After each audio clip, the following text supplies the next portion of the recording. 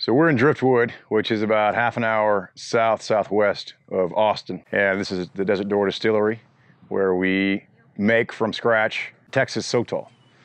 And Sotol is the oldest spirit in North America. So the natives have been using this plant for about 13,000 years in what we now know as Texas, what we call home. And about 1,000 years ago, they started to ferment this plant and make either some kind of alcohol with it, or they would smoke it. We're not sure which, but archaeologists have found remnants of fermented Sotol dating back about 1,000 years ago. We're the first and only distiller of Sotol in the United States since Prohibition. This started with trying to find a new path, and being recently or soon to be recently retired from the military, I was looking to find a new course, and so I went back to business school to hopefully meet some folks that were looking to do exactly the same. And we were in an entrepreneur class, and the way the class works is you come up with a concept during the first class, and across the course of the summer, you walk that concept from idea all the way to a formal business plan, and then you put together kind of a Shark Tank style pitch at the end of the summer. And the way it works is the professor actually brings in real investors from the community to grade your pitch and grade your business plan. And we didn't think, being a liquor startup idea, that we would do very well in the competition. We had some very sophisticated competition, but at the end of the day, we had a lot of investors express real interest. And before we knew it, we'd raised a bunch of money for what was just a school project. So we decided to go ahead and make it a real business. Opportunity is, I think, based on, one, you recognize that there is opportunity in front of you, and then you have the wherewithal to take the chance. If you walk into a liquor store, there's no shortage of new bourbons or fancy flavored vodkas or whatever. So there didn't seem to be a lot of room for innovation. But we started looking closer at it and realized that's what people wanted. They wanted something authentic, they wanted something a little bit different, and they wanted something very good. I think folks had begun getting tired of another bourbon or another rye or another vodka. So we started to think about, well, what can we do that's new and interesting? And we discovered this rich history of Sotol, which most folks have never heard of. But in reality, it predates tequila, predates bourbon. So it's got a lot of great history, and it's actually a very good spirit. So that's when we realized we had something special.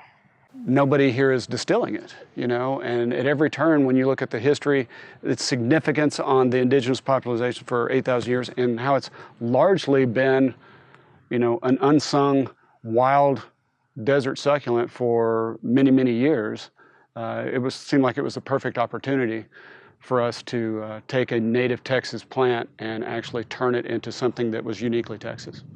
We don't farm this plant. It grows all over the place. So we wild harvest these plants in West Texas, and the areas that the plant grows are pretty harsh. Usually it's on the side of a cliff in very rocky terrain.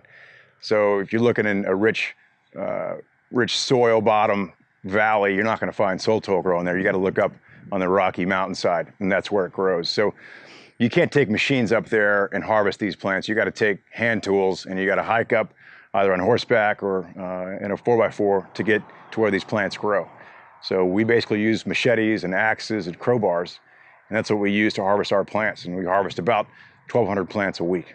When we first started making it, it tasted like the desert.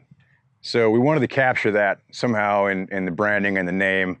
And because it's got such rich history, we wanted to also capture that history somehow. We wanted the brand to feel like it could have existed 500 years ago.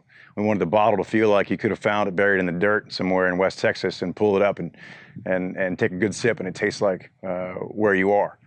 And came up with Desert Door. With regard to the timelessness of the spirit and our efforts to make the brand also timeless, we wanted a bottle that felt the same way. So ceramic is something that we decided on because the native peoples, this part of the world that used to drink this stuff and cook with it and eat it and make weapons with it, they use a lot of ceramics. So that was a quick decision for us not to use glass. It's very unique.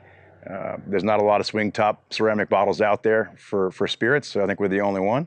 People want to find something to compare it to, but there's really nothing out there. So the best starting point is probably to say it's somewhere between a good bourbon, a smooth tequila, and a mezcal that's not too smoky. This is the real flavor of West Texas desert. And so on the palate, crisp, grassy, herbaceous on the front, maybe a sweet note through the mid palate, and then it finishes like where it's from. You've heard us talk about what the concept of the desert door is, and it's a transportive experience. And so we believe that that is a metaphor that actually takes you spiritually to the West Texas desert. We think Sotol as a category belongs right next to bourbon or tequila. So we're excited to have RackHouse partner with us and ship this out across the country to help educate people, because it's got some great American history and it's a damn good spirit.